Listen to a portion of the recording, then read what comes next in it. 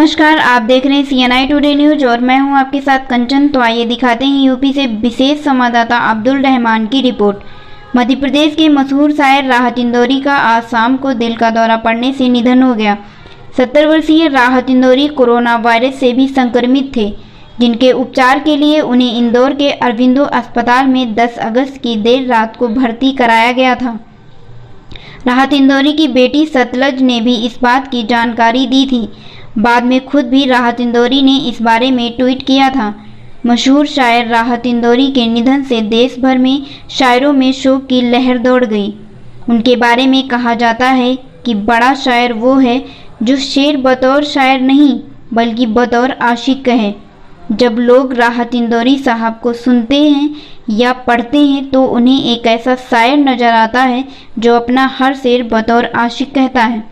वह आशिक जिसे अपने अदब के दम पर आज हिंदुस्तान में आवाम की बेपनाह महबूबियत हासिल की है। शायरी को लेकर गालिब, मीर, जौक, फैज, इकबाल आदि मुतालिए के विषय हैं और हमेशा रहेंगे।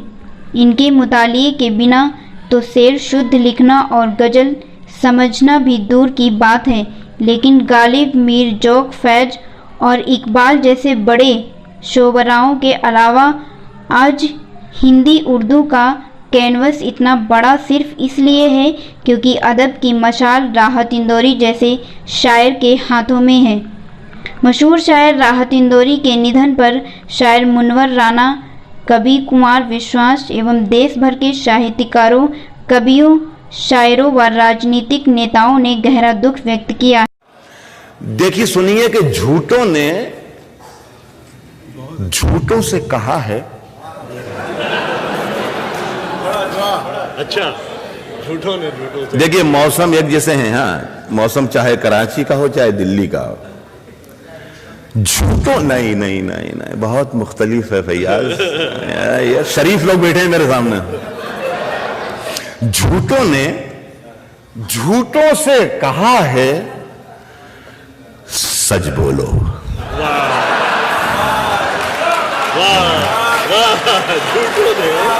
झूठों से कहा है सच बोलो। झूठों ने झूठों से कहा है सच बोलो। क्या कहने? सरकारी ऐलान हुआ है सच बोलो। झूठों ने झूठों से कहा है सच बोलो। झूठों ने झूठों से कहा है सच बोलो। सरकारी ऐलान हुआ है। घर के अंदर झूठों की एक मंडी है। घर के अंदर झूठों की एक मंडी है। दरवाजे पर लिखा हुआ है सच बोलो। घर के अंदर झूठों की एक मंडी है। घर के अंदर झूठों की एक मंडी है। दरवाजे पर लिखा हुआ है सच बोलो।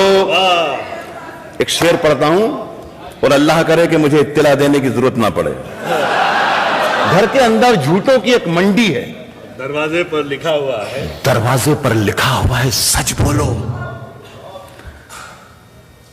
गुलदस्ते पर नहीं,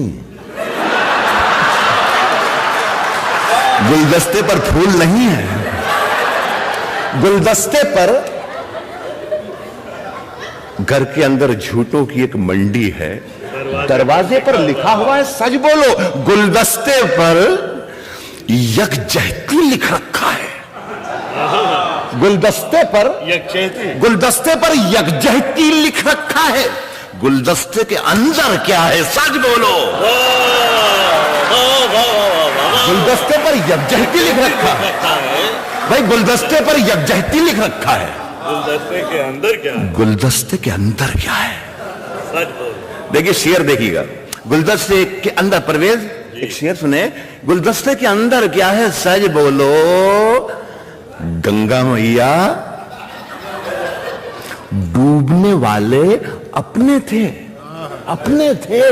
गंगा मैया डूबने वाले, गंगा मैया डूबने वाले अपने थे।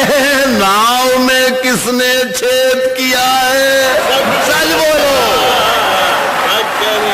गंगा मैया डूबने वाले अपने थे। नाव में किसने गांव में गंगा मैया डूबने वाले अपने थे। गांव के जितने अपने थे सब पराये थे। जितने अपने थे सब पराये थे। हम हवा को गले लगाए थे, हवा को गले लगाए थे। जितनी कसमें थीं सब थी शर्मिंदा। जितने वादे थे सर झुकाए थे। जितने आंसू थे सब थे बेगाने। जितने मेहमान थे बिन बुलाए थे। अरे वाह। सब किताबें पढ़ी पढ़ाई थी। सारे किस्से सुने सुनाए थे। एक बंजर जमी के सीने में मैंने कुछ आसमां उगाए थे। सिर्फ 2 घूंट प्यास की खातिर उम्र भर धूप में नहाए थे। हाशिए पर खड़े हुए हैं हम। हमने खुद हाशिए बनाए थे। जुबान तो खोल, नजर तो मिला, जवाब तो दे। मैं कितनी बार लुटा हूँ, मुझे हिसाब तो दे। तेरे बदन की लिखावट में है उतार चढ़ाव। मैं तुझको कैसे पढ़ूंगा, मुझे किताब तो दे। तेरा सवाल है साथी, ये जिंदगी क्या है? जवाब देता हूँ, पहले मुझे शराब तो दे।